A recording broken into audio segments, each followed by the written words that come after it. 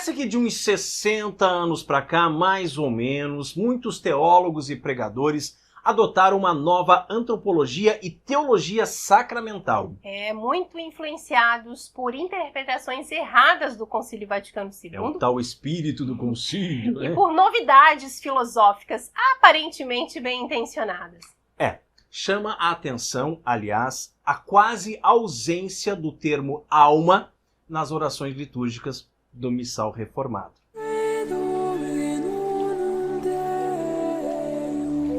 Vinde a Deus em meu auxílio, socorrei-me sem demora. Desde o humanismo integral de Jacques Maritain, se desenvolveu para além da proposta do autor a noção de que falar de salvação das almas teria duplo sentido.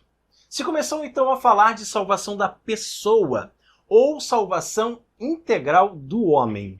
Uma tentativa de considerar igualmente todas as dimensões do ser humano físico, como se não houvesse nele uma realidade central chamada alma. No domínio da virtude da religião, insistem demasiadamente na necessidade do ecumenismo e do diálogo interreligioso. Mas o propósito dos dois movimentos pensados nesta nova abordagem passa longe do chamado à conversão a Cristo e a sua Igreja. Sim.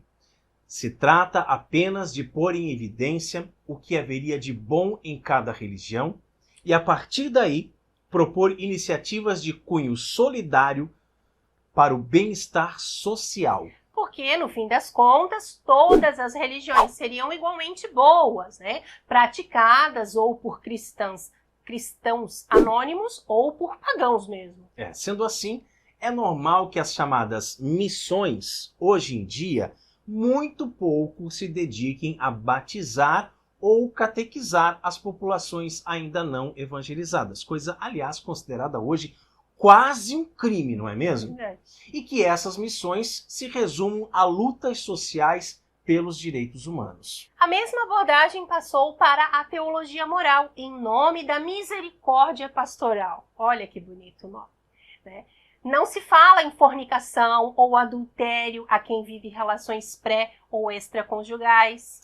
Sim, hoje em dia se prefere usar termos mais agradáveis, como situações irregulares ou segunda união, para diminuir a gravidade desses estados. Aliás, haveria tantas coisas boas, como, por exemplo, o convívio, o afeto, a familiaridade, a fidelidade, que, pesadas todas na balança, tornariam irrelevante a irregularidade, abrindo inclusive as portas para a recepção dos sacramentos.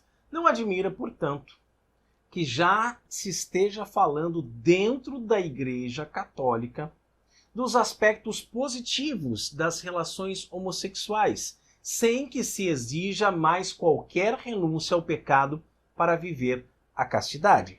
Um pastor de almas que decidisse falar sobre a gravidade do pecado e suas consequências para a vida da graça seria desumano, por ter um olhar supostamente parcial, preocupado exclusivamente com a alma e não com o bem integral da pessoa humana. O resultado dessa nova teologia, que a gente tem que abrir o olho para ela, é a formação de uma sociedade preocupada mais com os bens exteriores do que com os bens interiores. A graça batismal, a vida interior, as práticas de piedade, a frequência aos sacramentos teriam um sentido quase irrelevante diante da luta pelo progresso e o bem-estar dos povos. Por isso, a pregação de muitos padres e bispos deixa de se ocupar de assuntos espirituais, infelizmente, para doutrinar enfaticamente a respeito de questões climáticas, econômicas, políticas, culturais, por aí vai. Nas homilias já não se trata mais de gerar santos para o céu, mas de formar militantes ou bons cidadãos, por assim dizer, para causas humanitárias, enfim. Uma sociedade fundada nas paixões do homem exterior, no entanto, jamais poderá resolver de maneira eficaz qualquer tipo de conflito social, político ou cultural. Abandonado às suas más inclinações, o homem não pode, sem o auxílio da graça, ser fiel aos seus compromissos, nem enxergar com clareza a raiz dos seus problemas, a fim de resolver com honestidade. A história nos mostra, pelo contrário, como homens guiados exclusivamente pelas paixões terminaram escravos de acordos espúrios e responsáveis por soluções imorais e desumanas de dilemas sociais. É verdade. Ou voltamos a cultivar a graça santificante, ou não teremos mais nada que cultivar, né, Raimundo? É verdade, Carol. A falácia se esconde aqui na falsa contraposição entre marginalizar e incluir. Para os adeptos da nova santidade, pregar sobre as promessas batismais, a graça santificante e o pecado é um moralismo que exclui por apresentar a santidade como ideal impraticável e desumano. Para eles, valorizar a vida como um todo e relativizar a gravidade do pecado são um meio para fugir da lógica da marginalização e pensar em inclusão, né? Eis aí a igreja acolhedora de homossexuais não arrependidos e que, pelo contrário, vivem a prática homossexual das novas famílias de crentes e não crentes. Enfim, uma igreja livre e libertadora de todos os preconceitos e opressões. Sem dúvida, a imagem parece algo maravilhoso, não é mesmo? A verdade, porém, é que a suposta inclusão exclui da participação mais importante, a da vida divina. As almas em pecado acabam marginalizadas da graça santificante e da oportunidade de cumprir a sua vocação batismal. O papel da igreja é sim o de incluir, mas na intimidade da Trindade Santa, ajudando as almas a se libertarem do pecado e encontrarem a paz dos filhos de Deus. Sim, só assim nós estamos em amizade com Deus, em seu interior e com os outros à sua volta. O homem pode ordenar integralmente a sua vida. Os verdadeiros humanitários são os santos, porque amam a Deus em primeiro lugar. Guardam com esmero a graça santificante e se preocupam com o que há de mais sagrado e humano nos homens, que é a alma.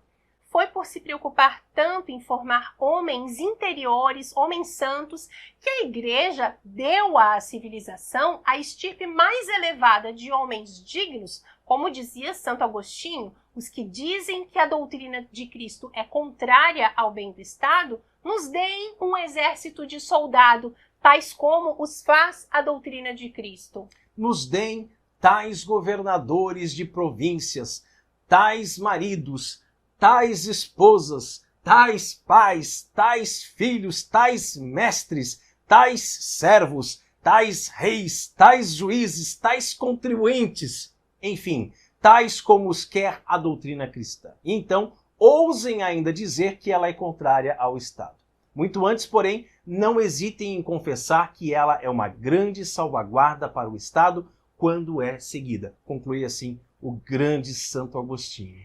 É triste ter que admitir que a afirmação do grande doutor da Igreja, infelizmente, não corresponde mais à realidade atual, 2023. Né? Não porque a doutrina cristã tenha perdido a eficácia santificadora, mas porque os homens de igreja a abandonaram para seguir todo o sopro de doutrina, o capricho das maldades dos homens e seus artifícios enganadores. Triste e lamentável, não é mesmo? Ou voltamos a cultivar a graça santificante, isso é importante, gente, ou não teremos mais nada que cultivar. Glória ao Pai, ao Filho e ao Espírito Santo, assim como era no princípio, agora e sempre, por todos os séculos dos séculos. Amém. E você entendeu o perigo dessa nova teologia? Você deve ter um amigo assim, hein? Ou conhece algum padre, infelizmente, que fala muito de doutrina social. Enfim, manda esse vídeo lá direto para ele. Manda para lá, ele vai gostar, tá bom?